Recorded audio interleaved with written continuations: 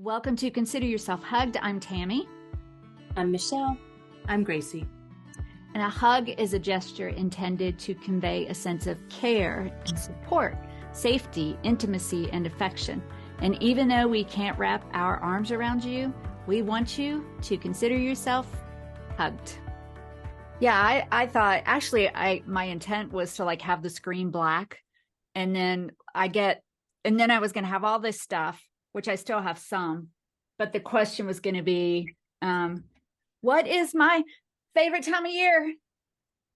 So that's all I have. Let's see. Thankful, pumpkin everything, pumpkin spice. Today's the first day of fall. Did you all know that? Oh, right. It's September. Yeah. Oh, I don't think I knew that today was the first day. 1:49 a.m. I saw that you found some more, not exactly, it's a different, like the pumpkin donuts. I saw that online. Well, because the ones that you got, so I was at, but you know what I should have said? If you're not watching on YouTube, you did not see what I just did. And you're like, I have no idea what you're talking about. If you're just listening, so I have on an orange shirt that says thankful, and I have a mug that says pumpkin spice everything, and then another mug that says pumpkin everything, which all of these things were bought for me. But I was at Michelle's house a couple of weeks ago, and she got these, like the cake type old fashioned that are split on the top, they're, and the pumpkin donuts. And I think you said you got them from Publix, right? They're from Publix. I think they were Krispy Kreme or something like that. Yeah. So we got the ones we got. I don't remember. I put and they were good, but they were not good like yours were good. Oh, yeah, yours were really good. So anyway, it's my favorite season, but it's going to be like in the 80s here in Middle Tennessee. What about Chicago, Gracie? It's gorgeous. It's sunny, mid 60s, I think. One of those things where when you have the windows open at night, you need your blanket, but you don't need a blanket. Yeah. Oh, well, we'll get there, right, Michelle? Yes. Someday, maybe. Yeah, someday. So, everybody's good? Yes. Oh, okay. Yeah. It's fall. Gracie's nodding her head. And I mean, it's always fun to catch people up because we haven't been together for a while. I know. It seems like ages. It has. I recorded one. We just couldn't make it work. One by myself. And then I interviewed a guest, which probably won't air before this airs. But anyway, it's been a weird week. Nobody's really going to care, but instead of straightening my hair, I grabbed my ear with the straightener. So I woke up the next morning and all of my hair was stuck, to my ear. Mm-hmm. And that is just not even the point of today. But anyway, that's what my week was like. Okay. Yeah. That's just a summary of what the whole week was like. That's a summary. Right there. Yes. Yeah. You know how I've had weeks like that. Yeah. Well, and you know how you tell people, and I may have mentioned this, we were talking before, I don't know, but I you tell people something about you, like I'm very clumsy and I do stupid stuff like that all the time. And people will go, oh no, we're all, and I'm like, I don't really think you understand. I hurt myself all the time. I booked the wrong flight. But I did that to my husband the other day because and I didn't even know I was doing it, but he was talking about something he was struggling with. And I'm like, no, we all struggle. And I thought, no, he really feels like I feel like I'm more clumsy than your average person. And whatever it was that he was struggling with, I sort of took that away from him. So I apologized. Nice. Thank you. Learning and growth opportunity. Right. Cheesy motivational poster. We keep forgetting to do the cheesy motivational things. I put one when I edited the episode, I put it in the YouTube thing, but then we didn't even make a big deal of it. So I don't even know if anybody knew. Okay. So that's good catch up time, right? Yeah. Lovely. Yes. Okay. Well, I am taking the lead on our topic today, and I was going to send you all a couple of things, but then I thought, no, you know what my topic is, right. But I thought it would be kind of fun to just go through it together. So my topic, and I actually created a title, so we'll see if that stands. So I'm calling it Judgment, Compassion, and Emotional Maturity. But laziness is in parentheses there. So, I just kind of I want to tell you how it came about. I got on some internet platform. I'm not even going to I don't want to throw anybody under the bus, but I saw an article and it was something about how to deal with lazy colleagues. And so I opened it up, and I don't know why I opened it up, but for some reason it just, I don't know, I was intrigued. And I read it. And so it had like signs that you have a lazy colleague. And it was things like maybe not coming to meetings, or not, missing work, or different things like that. And then it had all these methods of dealing with a lazy person. And so I started Googling it, and I was like, wow, this is really a thing that people are talking about. So that's when I told you all that I want to do this topic on laziness. Okay. So last night, Tim and I were talking, and I said, I told the girls that I wanted to do this topic on laziness, but I don't know, do I really have anything to say about it? And he reminded me of this story. And Gracie, you listening or watching might know Gracie and I trained together a long time ago on the public seminar circuit.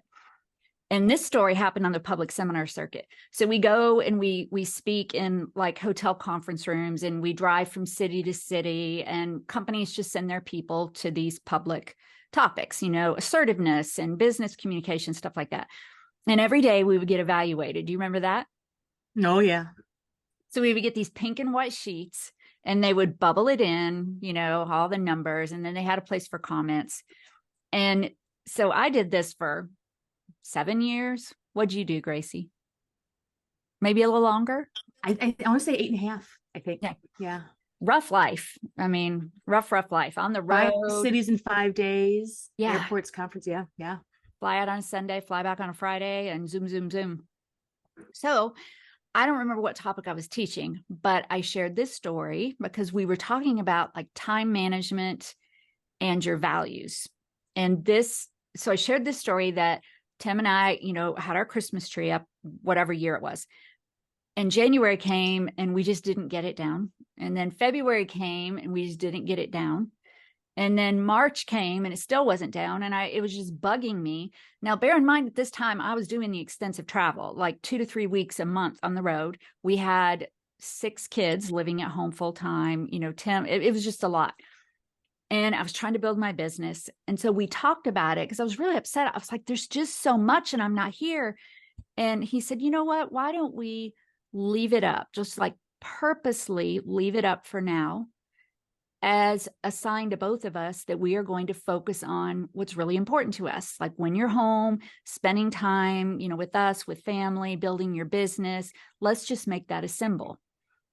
And I was like, I love that. Well, so I share this story, and I get an email from, actually on the evaluation, there was nothing happened, but I get an email from the company that we trained for saying that a group of women said that I shared this story of to cover my obvious laziness, and that it wasn't helpful at all. And they wanted their money back because of that. And they got it too. Yeah. Oh, yeah. Yeah, they got it. And so, I mean, on a side note, it was still so early on, and I was pretty devastated because one of my triggers, having grown up in poverty with a mother who was a hoarder, we lived in filth. And so to be told that I was lazy about doing something around my house, it was really difficult. And so Tim last night was like, why don't you share that story? And I was like, gosh, I haven't thought about that in years. And then I decided, yeah, we should talk about this, but in light of something bigger. So do y'all have any thoughts so far? Do you think I'm lazy? No, you're definitely not lazy. I've known you a really, really long time, and that would have never, like, coming up with, how to describe you, never. That would have never come up. Well, it hurt my feelings. So not you, but them. So then I have things printed out and I have things on my phone. And I thought, well, okay, because I'm a word person. So, and we aren't really going to focus just on laziness, but in light of that, like anything, some of the definitions of laziness, disinclined to activity or exertion, not energetic, not vigorous, sluggish, slow, droopy, lax. So I thought about this article And I thought about that story, and then I really thought about this concept of judging people, right? Which we've kind of alluded to a little bit. What were Well, you because gonna that's the say? thing, Tammy, when you read the definition, none of it's about personal, who the person is. It's But our about, cultural definition is that person is not good, they're less than, it's completely And different than the definition. and when I hear you read the definition, like working in mental health, I mean, people who struggle with depression, struggle with it. And so like it's unfair, and it's kind of it's a little shaming. oh, absolutely. And exactly what you said too, Michelle, like doing all of the trainings, that I do for the EAP program and all the speaking things, and you being in mental health, all of us being in that world, we have a list of like signs and symptoms that somebody might be battling mental illness. And none of us is saying that anytime something happens, you must be battling with a mental health challenge, but that's like classic things. Some of these things of, not showing up or being late or appearing to not want to take care of things. And I hear people talk about sometimes too that people just want to be lazy. I don't know. I'm sure there might be people who want to be lazy, but I think that's a huge generalization. Yeah. So then I thought about this concept of judging, which is what that is. And so the first thing I thought it would be fun to do is, let me make sure how I wanted to do this. Yeah. Brainstorm some other things. It can be in the workplace, it can be with family. Some other things that people make assumptions about, like so-and-so is just being lazier. What are, I was also thinking somebody thinks they know everything, or what are some other things you think that we're judgy about? Well, a lot of stuff that has been coming up this week, as a matter of fact, with the topics that I presented, is the whole concept of procrastination. And it's very similar to laziness. And it's one of those things, I mean, think about it. It's like in the workplace, everybody thinks they have the hardest job or they work harder than everybody else, but we don't know. Did I ever tell you about the COO of the hospital I used to work at when he came on? I don't know if I told you that story. I don't remember it. Do you, Michelle? No, I don't think so. So I used to work in the drug rehab unit in the hospital, and I'm sorry, in the what? In a hospital. In the what unit? Drug rehab. Oh, drug rehab. Okay, sorry. Yeah. And there was a lot of dysfunction, and there was a lot of changes being made. Well, we got a new COO, and one of the things he did really early on, within the first 6 months, is he started job shadowing everybody, different departments. I mean, he didn't go into the surgeon, the OR. Oh, good. Yeah, that would be inappropriate. But a lot of other folks. And I mean, he knew what they did. I mean, he knew their job description. But I love the fact that one of the first jobs that he shadowed was housekeeping. Oh, in a hospital. That is right. Go on, but that's huge. Oh my goodness. It's huge. But a lot of times people look at housekeepers and, there's just all this judgment. And they didn't do a good enough job, and they missed this, and they, okay. So he for one day, he job shadowed housekeeping. Everybody in housekeeping got a raise the next week. Wow. Those are hard. Right. Because a lot of times we know what they're doing. No, we just see part of it. We're not seeing all the stuff behind the scenes at all. And so if somebody's not getting to something that's important for me, they're procrastinating or they're lazy or whatever. Well, no, maybe there's other stuff going on that's higher priority than you. Yeah.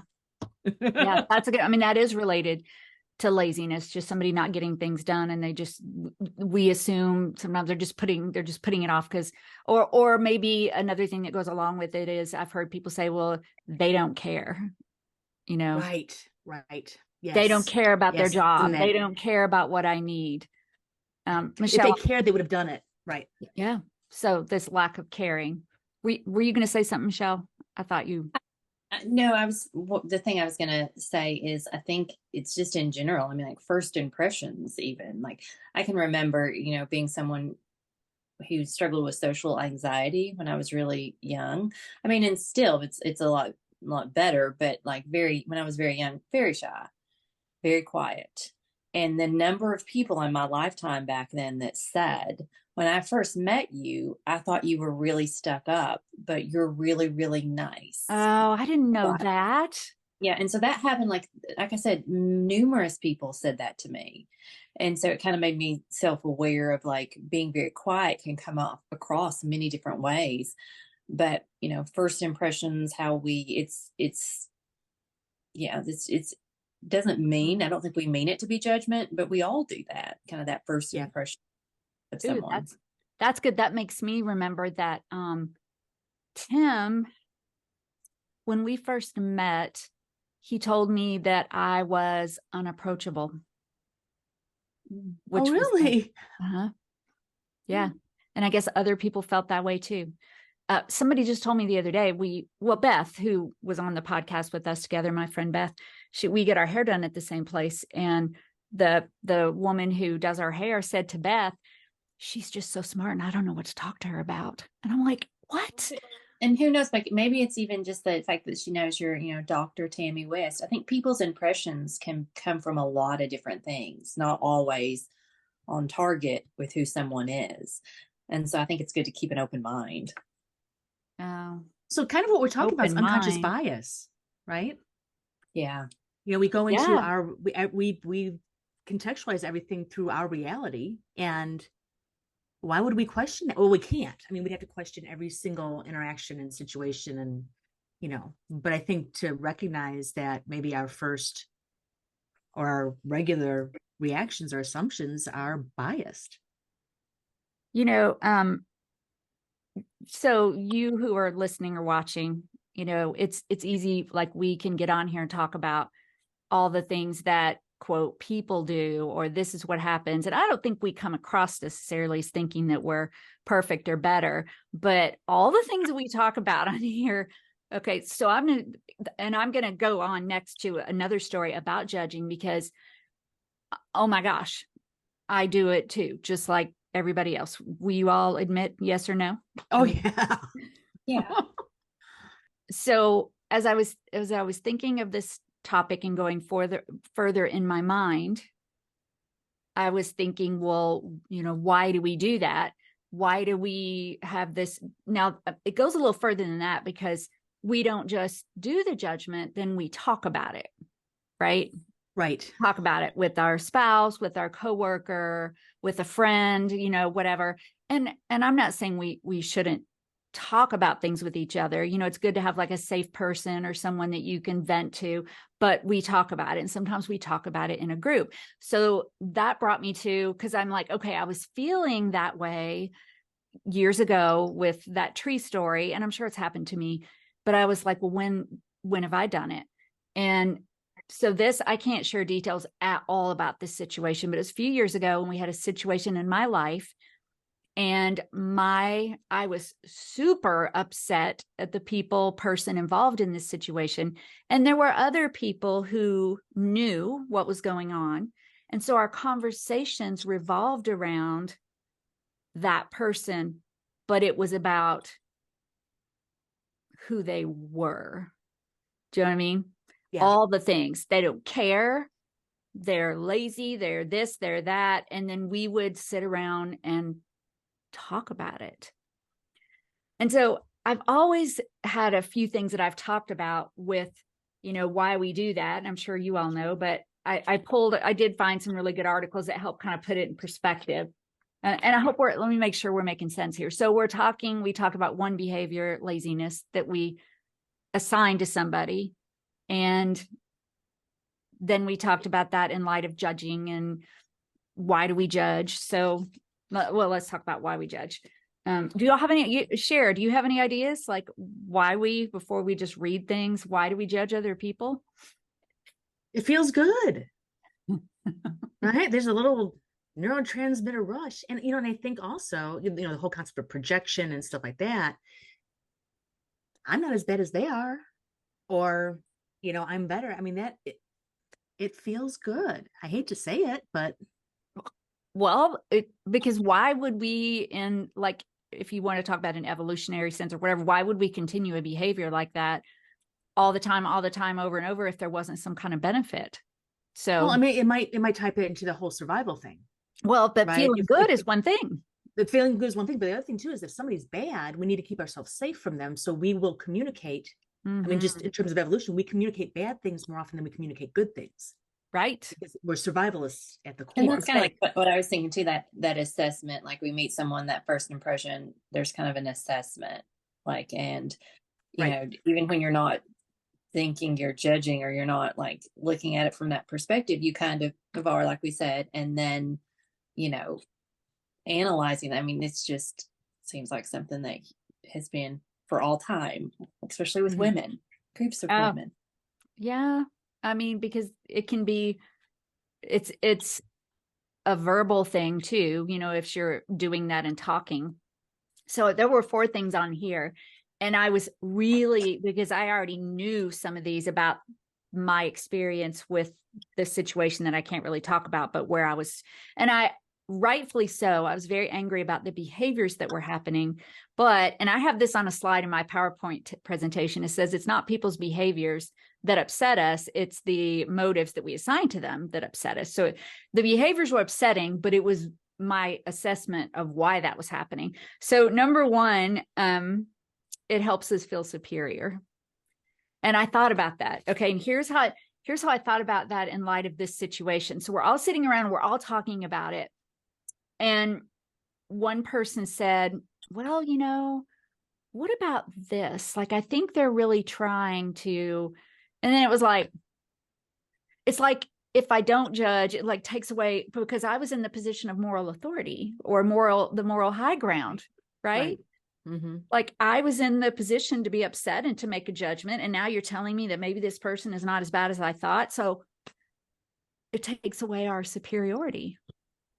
I mean, have you thought about that? I mean, I'm sure you have. Oh, absolutely. I mean, how many times have we interacted with a higher up, or somebody who's a lot of letters after their name or whatever? And if you question them, I mean, not even question them, but ask them a question, they take it as a personal attack, you know? So there's the whole, it's like we're questioning their authority / superiority. And I know for me, one of my things is that I know a lot of stuff. I've been on this planet for a while. I've had a lot of experiences, and I have a tendency sometimes to dismiss other people's interpretations of things, because how would you know? You know, you haven't had the experience, you haven't had the training, you haven't had that. You're not me. How would you know? In your head. Or in my head, but sometimes things come out, usually respectfully, but it's like, I'll say things, oh, that's a good point, but, and so one of the things I've tried to do is replace it with and I have to think about an and statement versus a but statement. And if I can't come up with an and statement, then I need to really consider what they're saying. But yeah, I mean, it's one of those things of, I just assume if I know something, I know something, and your perception is incorrect and inaccurate. Yeah. And when you're, and actually that goes along with number 2. And then Michelle, you can talk, I want to put these 2 together. So number 1 is judging people makes us feel superior. And number 2 is we bond with each other so when I'm in this group of people and I'm upset about this person and we're all talking about it, and even though I don't know it at the time, I'm feeling like I'm in a position of like the moral superior, because I would never do that, you know, so I'm up here and they're down here. So not only that, but we're all bonding over it.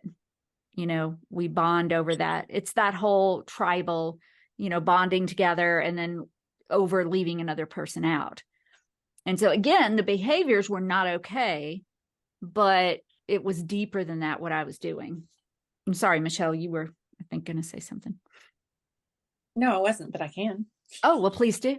I was really just thinking, I think that, like, in terms of sharing, I was kind of just thinking about, you know, I don't think I've ever really realized this, that I think I'm more guilty of judging when I feel less than, and assigning characteristics to people that they probably don't deserve. And I'll give you an example. Yeah.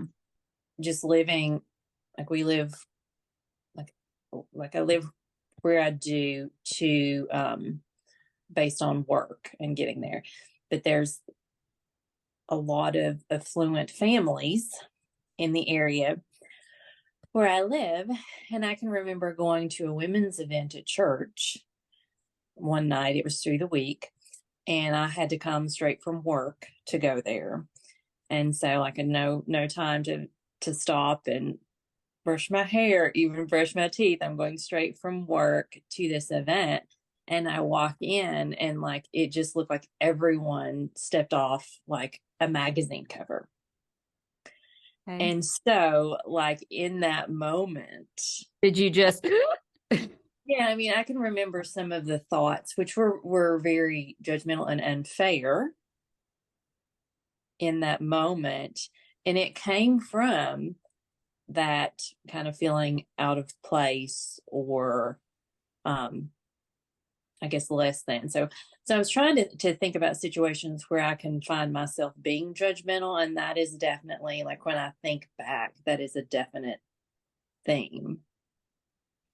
That I'm really glad you shared that, because I had a similar experience, and I haven't shared this with but we have some friends, and we have some friends. That's funny. I've never told anyone that before, but we have some friends. It's shocking with my laziness and my propensity to judge people, but they have beautiful homes, and they're very creative, and they have great decor, and I'm not. And so I was talking to Tim about it one night, and I was feeling very judged. But I realized, because we go to each other's houses, and they came to my house, and I realized that they weren't judging me. They could have, they could care less. They don't love me and care about me because I have the, equal propensity for decor and flair. So it was I wasn't even thinking about that in terms of what you said until you just brought that up, that it can go both ways, Because no one was unkind to me. And so like there was a lot of unfairness. And so I think that that's something that I hadn't really even realized. So glad we did this topic. Well, I'm going to share, you all might remember, because this relates to that. Wasn't going to say this, but I'll share a link in the show notes.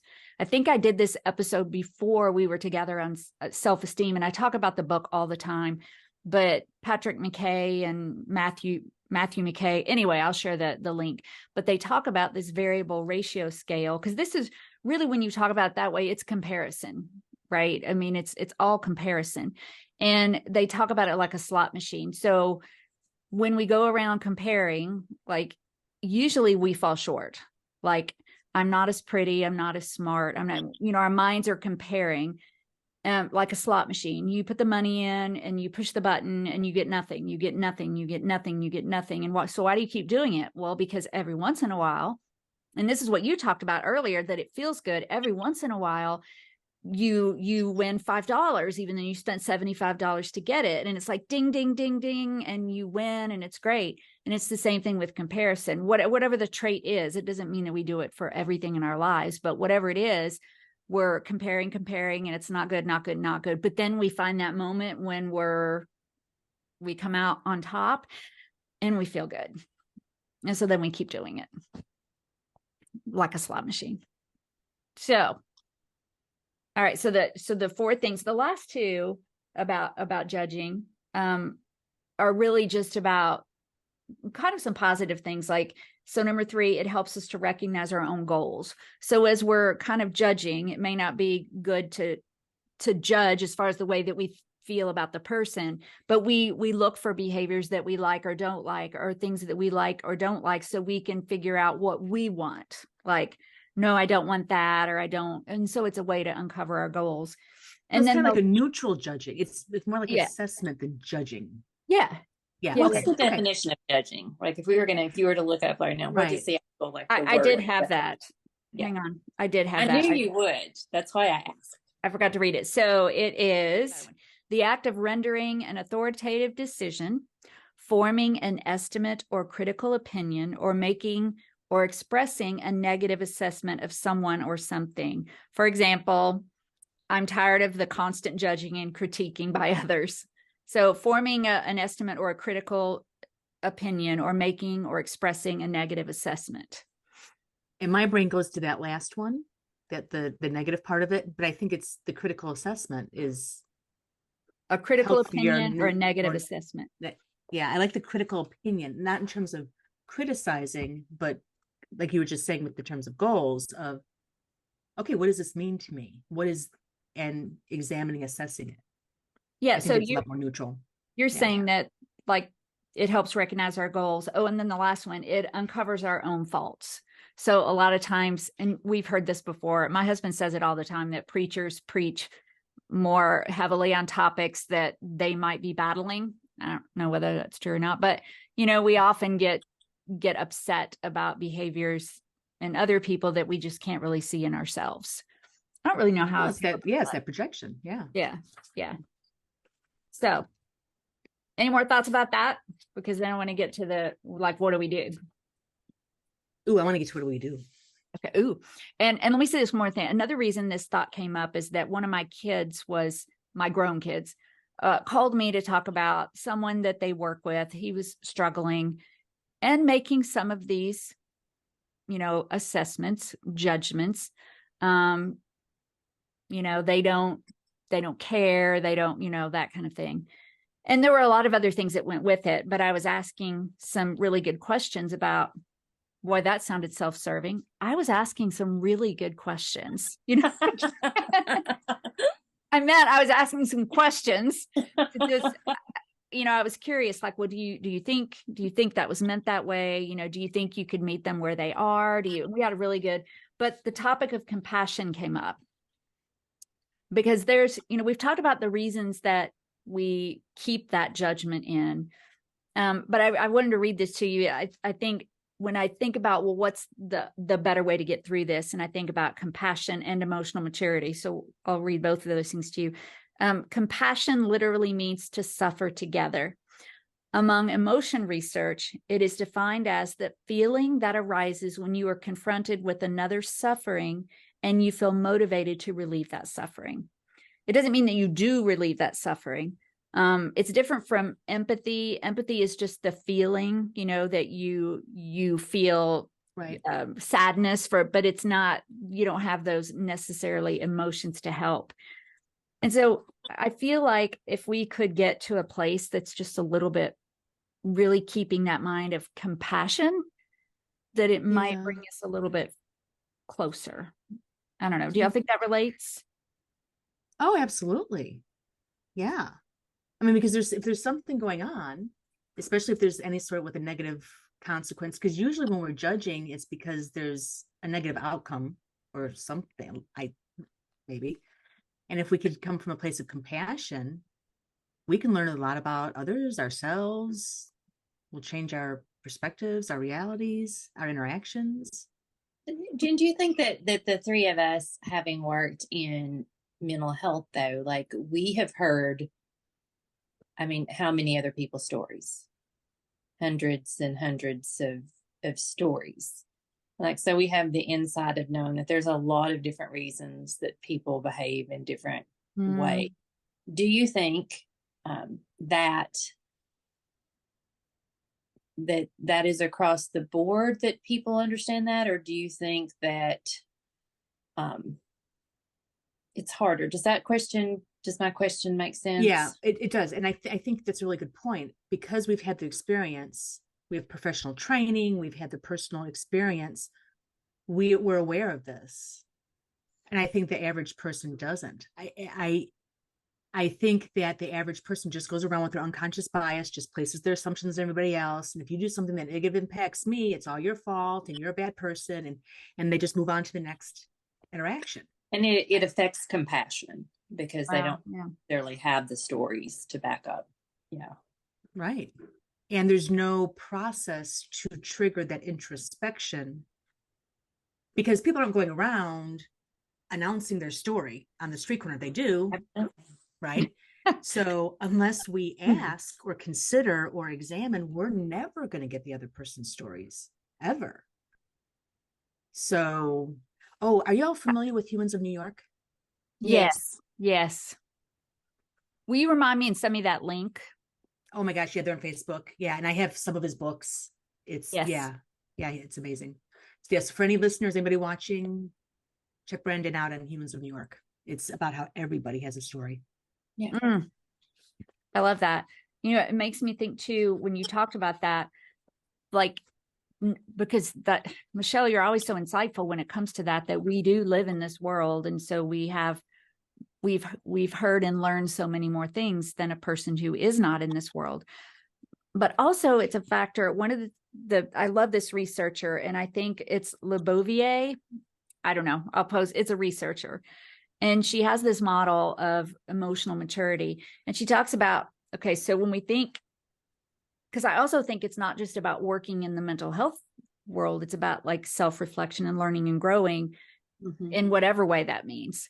Like my son is massively inward directed, but she talks about youth and their emotional processes are directed outward toward understand. And I wrote this in one of my papers, so this is my words, but toward understanding language and symbols and cultural norms. So when they're young, their emotional processes are looking more at what you're doing and what you're saying and the emotional type things. And then as you go further toward adulthood, that emotional development turns inward, more with our experiences. Thinking becomes more reflexive. They begin to understand emotions, not in terms of behavior. So instead of saying my head almost popped off, I was so mad, that tends to change a little bit, but it begins to go more into internal thoughts. And so the three things she talks about, she doesn't say it this way, but this is what I took about emotional maturity. Number one is that emotional language matures and becomes more complex, indicating an understanding of my self-regulation and your emotions. So that's part of how I think we get past that judging thing. And I'm going to skip part of this. I just want to say the last part, because I think it has to do with maturity too, is that older adults with higher ego levels and verbal abilities will describe their emotions in a more mature manner. And she says more emotional development implies the ability to coordinate one's emotions with others. And it's considered the hallmark of caring, empathy, and equality. And I just thought that was really beautiful. Like there is something, because you said, Gracie, you've been around here for a while, so you know some things. And right. All of us in our 40s and 50s, that's given us some time. It doesn't mean that everybody chooses to take a path of becoming more compassionate and less judgmental, but it's a better place to be. Mm-hmm. So other than just sort of thinking about all these things, the last thing is I found some great research on ways to become less judgmental. And so I think we only have about 5 minutes left. I feel like my pastor, he's just like that. And he's like, okay, 4 quick things. And you're like, okay. So number one, this was the one that it's very simple, but it was very powerful for me with that situation. Distinguish between judging actions and judging people. And so being less judgy doesn't mean we let people walk all over us and we let people treat us poorly, or that coworker who's dumping all the projects on me. Then that's a behavior I need to address, but it doesn't mean that I need to read an article about how to deal with my lazy coworkers. Right? Yep. All right. Number 2, ask yourself what you really know about the person that you're judging. And that's kind of what you all talked about. We all have histories. We all have baggage. We all have different levels of emotional maturity. Most people are not out to get us. They're not trying to, we're all battling something most of the time. Even all of us right now. Yeah. We all have stuff. We all have Do stuff. we have time? Can I share a story? No. Yes, please. I was going to take it. Okay. Please. Yeah, you're so, I would be like, no, but Gracie's like, okay, no, please. Yes. So when I was working in drug rehab, our facility was off campus, off the hospital. And I was driving home one day. It had been a really long day, had a lot of stuff going on. And this car cuts me off. Like if I hadn't slammed on the brakes, we would have totaled both cars. It was like, you are not paying attention. What is, cuts me off, makes an immediate turn. I'm following him now because I grew up on the southwest side of Chicago, and you don't do that to me, and I'm going to teach you a lesson. If you're not watching, Wow. like if you're listening and not watching on YouTube, you need to go to YouTube and watch Gracie's little, she like became a whole different person there. So they cut me off, make a right-hand turn. I follow them. They pull into the hospital emergency department. She's in labor. I hop out of the car. I'm still on adrenaline. Like, what the fuck? Work here. Would you like me to help you? Did you mute yourself because you were like saying bad words, or did you just like talk more quietly? I talked quietly. Okay. So what happened? But no, I jumped out of the car and I was gonna let him have it. I mean, the adrenaline was on there, and then she comes out and she can barely walk, and you could tell her water had broken, and I still have my employee name badge on. So I lifted up. I said, I could tell you're in trouble. Something's going on. I work here. Can I help you? I did not take them out, which is good. But in that moment, I'm like, what is wrong with you? Basic rules of the road. Use your turn signal, don't cut it off. And I'm going to teach you a lesson. I don't need to teach you a lesson. I need to help you. So it was not her behavior, that it was the motive that you assigned. That is a great, can I use that story? Oh yeah. Yeah. Well, and think about that in today's world. I mean, like the way things have changed in terms of like, we've had multiple shootings here in Nashville, like road rage shootings. So it's like it's not even the same world to, so like there's even safety in kind of thinking through what the other possibilities could be. Yes. And, let's mention this too, that sometimes we don't want to, I think some of the other reasons that we don't want to let it go or change our thoughts is because of things like, well, it's not fair, or they got away with it, but gosh, it's such, the people who experience all that road rage or whatever it is that they're judging or critiquing about, at least trying to change it can give us so much more peace. Right. I don't want to be mad all the time. Right. Just exactly. Don't. Okay. Number 3, reflect upon how it feels to be judged yourself. And that's a good traffic thing, because I will say I do not have road rage at all. The one thing that does begin to really tick me off is when somebody's tailgating me, but I will just pull over. But I've pulled out in front of somebody before. Yeah. I've probably tailgated somebody before. I've probably, cut somebody off before. So it helps for me to remember myself, how I remember getting out. Sorry, but I'm at Walmart, spent a few months ago, and I'm walking. Okay. So here's there's the 2 rows of cars, and I get out and I'm walking, and I'm in the middle of something had just happened, and I was just zoned. And suddenly I hear this honk, and this woman goes around me. She's doing that whole waving thing. And I was like, oh my gosh, I felt embarrassed and humiliated, because it wasn't that I was just trying to be a jerk. I was absolutely in another place. So, right. That helps sometimes, just knowing how it feels to be judged. And I think it's important too, though, is making sure that when we're judging ourselves, it's in the healthy, develop the compassion thing, not beating ourselves up. Oh, so not only with other people, but with ourselves. With ourselves, yeah. Mm-hmm. So true. And the last one is notice the negative impacts of judging on yourself and your relationship. We talked earlier, of course, it can create bonds. We know that it can feel good. We know that it can do all those things. But it can have a negative impact, especially if you don't realize that you're being critical and judging all the time. It can have an impact on your own mental health and then your relationships with other people. So I thought those were... I'm trying to remind my 14-year-old of that right about now. She started high school this year, and I'm trying to remind her of that very point.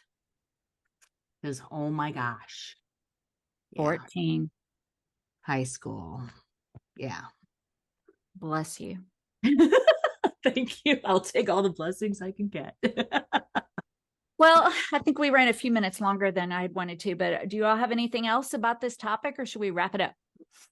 Oh, I think we should wrap it. I'm going going to be writing some notes because I have some ideas of, I need to examine some of my stuff. And I thank you for this. This is kind of exciting. I'm looking forward to this. Thank you.